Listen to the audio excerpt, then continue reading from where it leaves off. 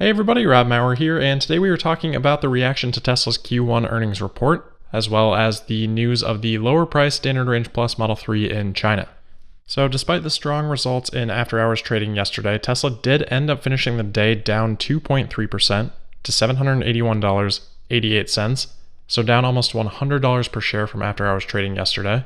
And while the macro environment wasn't great with the New York Stock Exchange down 2%, the Dow down 1%, S&P 500 down 1%, the Nasdaq was only down 0.3%, indicating some particular weakness for Tesla individually today. There are always a lot of factors, oftentimes unknown factors, contributing to these short-term price movements, but my take on the price action today is that the one negative that we discussed yesterday in the earnings recap, which was the unknown about production status, I think that started to overtake more of the positive news that we heard yesterday, as people digested, I think, Elon's comments and started to understand that even he doesn't really know when Tesla is going to be able to restart production. We did also have David Einhorn calling out Tesla again for accounts receivable today. I don't know why he's stuck on this matter. Zach had mentioned on the earnings call that of the $354 million in regulatory credits that Tesla sold in Q1, a lot of that had not yet been received in cash, so that falls into accounts receivable as a significant contributor to the increase in that line. So just like the last time Einhorn called out accounts receivable, it's not something that I'm concerned about. We'll come back to the 10Q in a second because I've spent a lot of the day coming through that today. But just to wrap up the stock price movement conversation, to me, it is important when Tesla restarts production, obviously, but the other fundamental things that happened in Q1 are way, way more important to Tesla's long-term outlook than whether they restart production on May 4th or June 4th or July 4th. So while I think uncertainty ruled the day today, I think that's completely short-sighted and ignores all of the amazing stuff that we talked through in yesterday's episodes, specifically the margin performance, which again, I cannot overemphasize the importance of. All right, so quickly back to Tesla's 10Q filing. So this is just their quarterly filing that they file every quarter after reporting earnings, and we just get a little bit more detail in this filing. If you watched or listened to my earnings preview episode, you know that I forecast $140 million of regulatory credit sales for Tesla in Q1.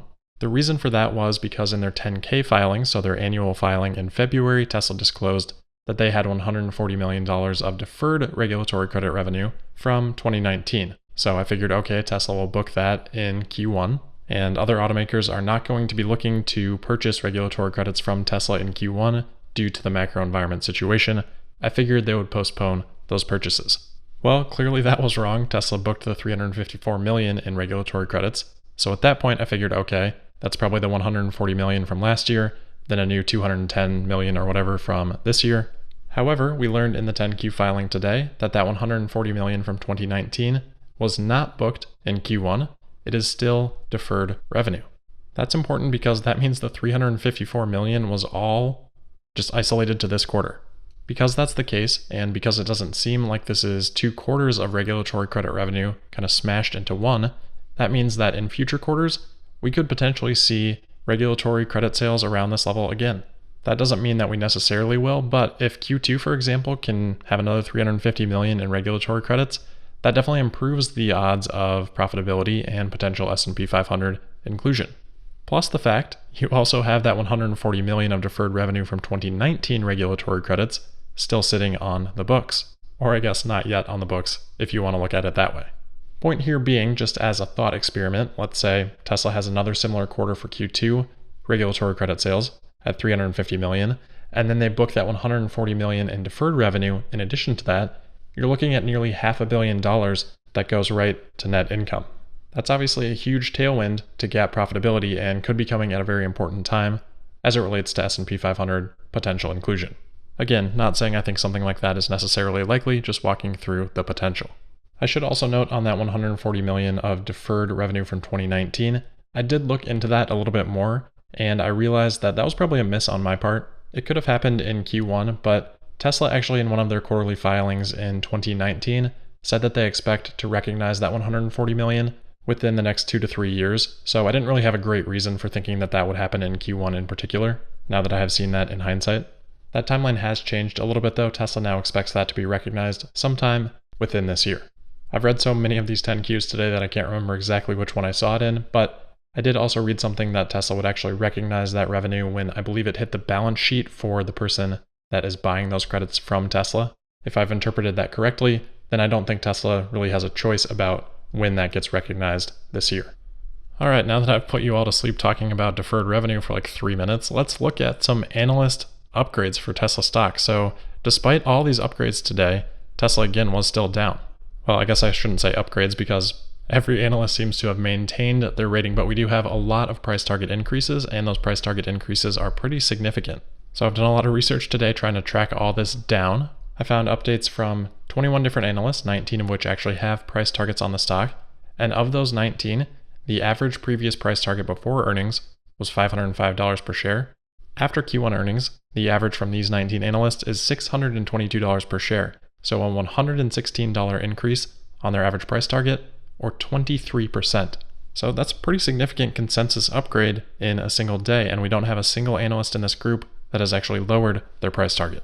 I haven't tracked this historically, but this has got to be one of the more significant single day increases in the consensus price target in Tesla's history. So I'm not going to go through these 19 analysts one by one. If you're on YouTube, you can see them here, but at the top of the group, New Street Research, Pierre Ferragu, he has the largest increase of $300 from the previous price target of $800, so an $1,100 price target on Tesla stock right now. That was the biggest change from a dollar perspective, but there are 3 other analysts that have upgraded their Tesla price target by more than 60%. So we have CFRA going from 480 to 775. We have Canaccord Genuity going from 400 up to 650. And then we have RBC Capital increasing from $380 per share up to $615. So huge increases from those guys. In terms of what was said by the analysts, as I had been alluding to and expecting, this was all about gross margin. Well, not all about gross margin, but significantly about gross margin. Pierre at New Street said this is, quote, game-changing gross margin. JMP Securities, second on the list here at $1,020 per share, noted gross margin performance was strong even excluding regulatory credits, and auto sales margin topped his forecast by about 200 basis points. Alex Potter at Piper Sandler's in here at a $939 price target. He said, quote, we are moving our estimates higher primarily to reflect Tesla's persistently stout gross margins, end quote. Next is Goldman Sachs at $925 per share. They said this quarter, quote, illustrates that Tesla is on pace to generate strong margins in the intermediate to longer term and in turn drive material EPS growth, end quote. CFRA next at $775, noting gross margin. Credit Suisse next at $700, also noting gross margin. You guys get the point. This is what I talked about. Analysts have to upgrade their price targets because of this margin performance. So it's really nice to see that come to fruition. The last thing that I was going to talk about today is the new price on the standard range Model 3 in China. That actually came down much more than expected. I'm going to save that until tomorrow. It's 4 a.m. here. I was up until 5 a.m. last night covering earnings. I'm exhausted. So we'll talk about that in another episode, but just short and sweet. I'm super happy with that price change. It's lower than what I expected. That is it for today, though. As always, thank you for listening. Don't forget to subscribe and sign up for notifications, and I'll see you tomorrow for the whatever day, Friday, May 1st episode of Tesla Daily. Thank you.